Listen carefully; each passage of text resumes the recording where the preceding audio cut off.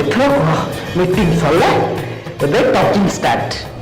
ଧନ ଧନ ଧନ ମୁଁ ତମକୁ କେତେ ଭଲ ପାଏ ତମେ କଣ ଜାଣିବ ଧନ ତମେ ମୋ କଥା ବିଶ୍ୱାସ କର। ଛାଡ଼ ସେ କଥା ଏଥର ଆମେ ଚାଲ ରୋମାଣ୍ଟିକ କଥା ହେବା। এইটা ঠিক জায়গা নয়, চলো আমি লোকেশন চেঞ্জ করবা। হ্যালো কম করছা তম কথা মু ভাবুছি।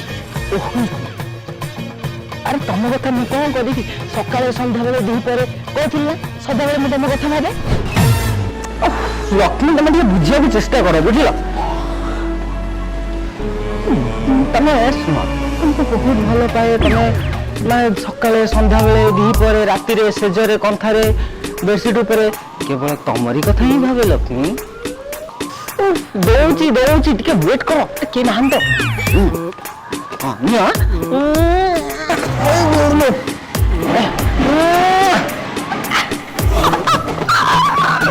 କେମିତି ଲାଗିଲା କେଉଁ ଲାଗିଲା ବଢିଆ ଲାଗିଛି। ଆଉ ମୁଁ ଦେଇଛି ଲାଗିବନି।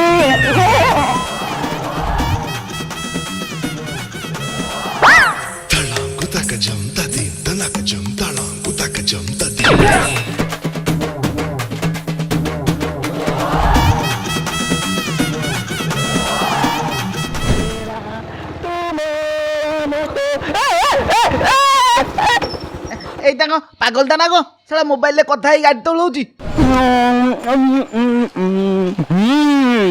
ମୁଁ ତମ ପାଖକୁ ଯାଉଥିଲି ଅପେକ୍ଷା କର 10 ମିନିଟ୍ ଭିତରେ ମୁଁ ତମ ପାଖରେ ପହଞ୍ଚୁଛି ଠିକ ଅଛି। ହଁ ହଁ ରହିଯା ଭାଇ ରହିଯା। କଣ ହେଲା? ମୋର ଗୋଟେ କାମ ଥିଲା ବା ତମ ଫୋନ ଟା ଟିକେ ଦଉନ। ମୁଁ ଗାଁରୁ ଆସିଥିଲି ତ ଟିକେ କାମ ଅଛି ଟିକେ କଥା ବି ଦିଅ ଟିକେ ଫୋନ ଟା। ହ୍ୟାଲୋ ଜାନ ଟିକେ ଛାଡ଼ିକି ମୁଁ ତମକୁ କଲ୍ କରୁଛି ହେଲା। ନିଅ କିନ୍ତୁ ଜଲ୍ଦି ଟିକେ କଥା ହେଇକି ଦିଅ। ମିନିଟ୍ କଥା ହେଇକି ମୋର ବି ଇମ୍ପୋର୍ଟାଣ୍ଟ କଥା ଅଛି।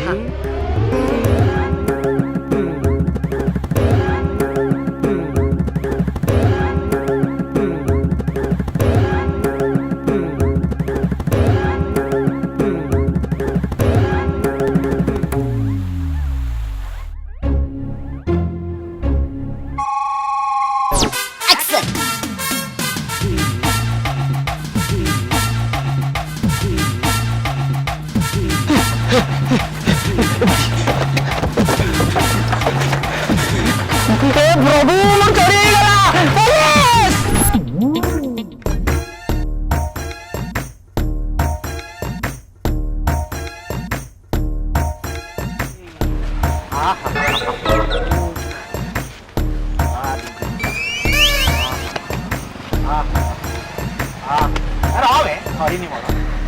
ଟିକେ ଶୁଣନ୍ତୁ। ଓହୋ ଅରେ ଶ୍ୱଶୁର ପ୍ରିୟ କଣ କିରେ ଟିକେ ଶାନ୍ତିରେ ମୁତେଇ ଦେବୁନି ନା କଣ? ଏଇଟା କଣ ବାଥରୁମ ଭାବିଛୁ? ମୁଁ ମୁତି ସାରିଲା ପରେ ତୁ ଯିବୁ ଲାଇନ ହେଇକି ମୁତିବୁ। କଣ ଶାନ୍ତିରେ ମୁତେଇ ଦେବୁନି? କଣ ହେଇଛି କହିଲୁ? ଶୁଣନ୍ତୁ ସାର୍ ମତେ ଟିକେ ବଞ୍ଚେଇ ଦିଅନ୍ତୁ ସାର୍। କଣ ହେଇଛି ତୋର? ସାର୍ ମୋର ସିଏ ନେଇଗଲା। ନେଇଗଲା? ହଁ ସାର୍ ନେଇଯାଇଛି ସିଏ। ନେଇଗଲା? ହଁ ସାର୍। ନେଇଗଲା ମାନେ? ହଁ ଶଳା ଏଇଟା ତ ବଡ ଜଟିଳ କଥା। ଏ ବାପ ତୁ ଗୋଟେ କାମ କର ଏ ପାଖରେ ଆମର 6 ନମ୍ବର ମେଡିକାଲ ଅଛି ତୁ ଆଗ ଯା ପ୍ରଥମେ ଟିକେ ଟ୍ରିଟମେଣ୍ଟ କରେଇଦେବୁ ତାପରେ ଆମେ ବସିକି କମ୍ପ୍ଲେନଟା ଲେଖେଇବା। ଆବେ ଶଳା ସାର୍ ଟିକେ ବେଶୀ ଭିତରକୁ ନେଇ ଆସୁଛନ୍ତି କଥାଟାକୁ। ସାର୍ ଭିତରିଆ କଥା ନୁହେଁ ସାର୍। ସାର୍ ଆଜି ସକାଳେ ମୋବାଇଲଟା ମୋର ଚୋରି ହେଇଗଲା ସାର୍। କଣ କହିଲୁ? ତୋ ମୋବାଇଲଟା ଚୋରି ହେଇଗଲା? ଶଳା ମୁଁ ତ କଣ ନାହିଁ ଶଳା କଣ ଭାବି ଦେଇଥିଲି ଆଉ। ହଉ ହେଲା ଛାଡ ତୁ ମତେ କହିଲୁ ଶଳା ମୁଁ ଟିକେ ଶାନ୍ତିରେ ମୁତିଥାନ୍ତି ତୁ କାହିଁ ମତେ ମୁତେଇ ଦେଲୁନି ବେ? ସାର୍ ବୁଝିପାରୁନାହାନ୍ତି କଥାଟା। ମୋ ଜାନୁ ମତେ ଫୋନ କରିବ ମୁଁ କେମିତି କଥା ହେବି ସାର୍? ହେ ପ୍ରଭୁ କଣ କହିବି ଏମାନଙ୍କୁ ରେ।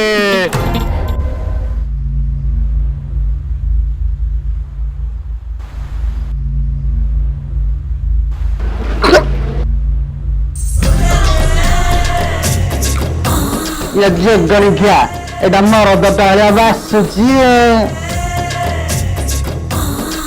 ଏ ଯେ ଗଣିଖିଆ ପିଲାଟାକୁ ଆଣିକି ଭଲ ଭାବରେ ରଖିଛଟି। ବାରିଖିଆ ବାରିଖିଆ ତୁ ତ ପାମ୍ପଡ଼ ଭଳିଆ ହେଇଛୁ ରାଜି ହବ କେମିତି ତା ବୋପା? ଆରେ ବାରିଖିଆ ଯୋଗଣିଖିଆ ମାନେ କିଏ ଗୋଟେ ଫୋନଟା କରିକି ମତେ ଦିଅ। ଆଉ ବାରିଖିଆ ମାନେ ଜଲ୍ଦି ଦିଅ। ବାରିକାଟା କେତେ ସମୟ ଲାଗୁଛି କେଜାଣି। ହ୍ୟାଲୋ ହ୍ୟାଲୋ ବାରିକ୍ଷା ଜଗଣିକ୍ଷା ମୁଁ ସେଇ ଚିନି ଅପା କହୁଛି। 5 ପେଟି ଦବୁ ନା ତୋ ଛୁଆଟାକୁ କୋଚିଆ ମୋଡ଼ିଲା ଭଳିଆ ମୋଡ଼ି ଦେବି? ଏ ବାରିକ୍ଷା 5 କୋଟି ଯେମିତି ହେଲେ ମତେ ଦବୁ।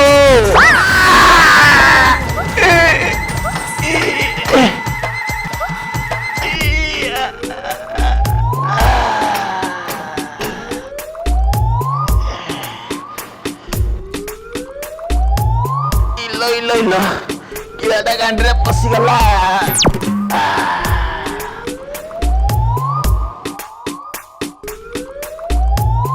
ବାରିକ୍ଷା ଯୋଗୁଣିକ୍ଷା ମାନେ ମତେ ଛାଡିକି ପଳେଇଲେ ଲୋ। ଯାଉଛି ମୁଁ ମେଡିକାଲ ଯିବି।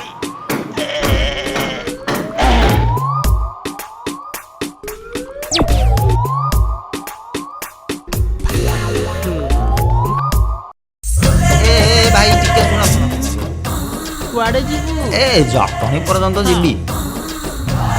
ହ୍ୟାଲୋ ଏ ଭେଣ୍ଡିଆ ବାଡ଼ିକିଆ ପଛକୁ ଭଲ ପଛକୁ। ଭାଇ ଯିବା ଯେ ଟିକେ ମୋବାଇଲଟା ଦଉନ ଫୋନଟେ କରିଥାନ୍ତି। ହଁ ହଉ ହଉ ନିଏ ଯେ ତୁ ମୁଁ ଏଠି ଏକ କରିକି ଆସୁଛି ତୁ ଏଠି ଫୋନ କର।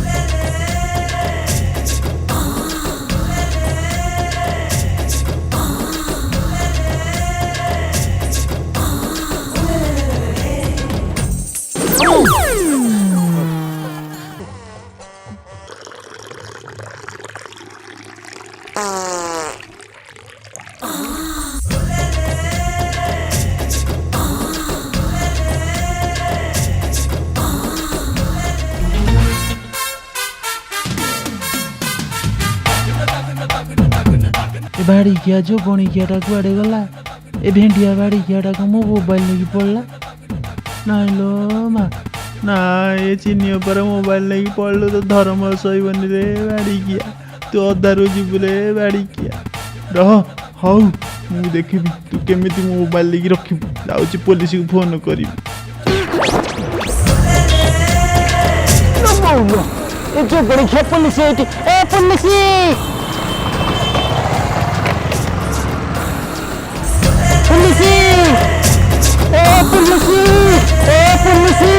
ଜଗଣିକ୍ଷା ପୋଲିସ ଏଇଠି ହବା। ଆବେ ଶଳା କଣ ହେଲା ରେ? କଣ ହେଲା? ମୁଁ କୁଆଡେ ଯାଉଛି ଜାଣିପାରୁନୁ ତୁ? ଏ ପୋଲିସ ସାରେ ହଁ ଆପଣ କାହିଁକି ଏମିତି ବ୍ୟସ୍ତ ହଉଛନ୍ତି କହିଲେ? ଭୂତ ମୂଳରେ ଯାଉଛି ଜାଣିପାରୁନୁ ମୋର କଣ ଅସୁବିଧାଟା ହେଉଛି? ଏ ରହିପଡ ସାରେ ମୋବାଇଲଟା ପୁରା ଚୋରି ହେଇଯାଇଛି। କଣ ହେଲା? ଶଳା ସେଇ ମୋବାଇଲ ଗଣି ଗଣି ଶଳା 1000 କେସ୍ ଆସିଲାଣି। ଶ୍ୱଶୁର ପୁଅକୁ ଆଜି ଜମା ଛାଡ଼ିବିନି, ତାକୁ ଯୋଉଠୁ ହେଲେ ବି ବାହାର କରିବି। ସାରେ ସେଇ କଥା କରନ୍ତୁ। ଜାନୁ ମୁଁ ନୂଆ ମୋବାଇଲ କିଣିଦେଲି, ତମର ମୋର କଥା ହବ ଦିନ ରାତି ରାତି ଦିନ ରାତି ଦିନ। ଜାନୁ କାନ ଖବର କଣ କରୁଛ? ଗୋଟେ ଦିଅ ନା, ଗୋଟେ ଝିଅ ଦଉନ। କେତେ ଦିନ ପରେ ଗୋଟେ ମୋବାଇଲ ପାଇଛି, ତମଠୁ କେବେ 3 ଦିନ ହେଲେ ନେଇନି। ଦଉନ ଦଉନ। ହ୍ୟାଲୋ ହ୍ୟାଲୋ ଜାନୁ କଟିଗଲା ବୋଧେ।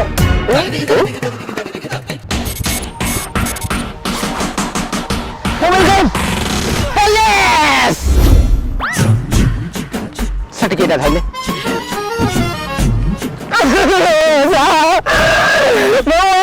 মোবাইলটা চোরি হয়ে গেল স্যার মতো ধরি দিয়ে দেবে মোবাইলটা আনি দিয়ে স্যার। চুপ কর, ମୋ ମୁଣ୍ଡଟା ଖରାପ କରିସାରିଲାଣି।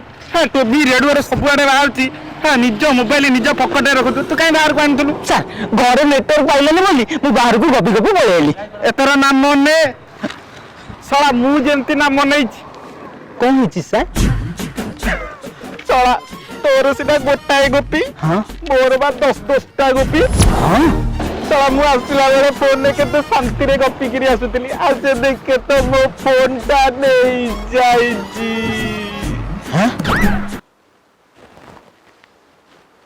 ମୁଁ ହିଁ ସହର ଯାକ ବୁଲି ବୁଲି ସମସ୍ତଙ୍କ ମୋବାଇଲ ଚୋରି କରିଥିଲି।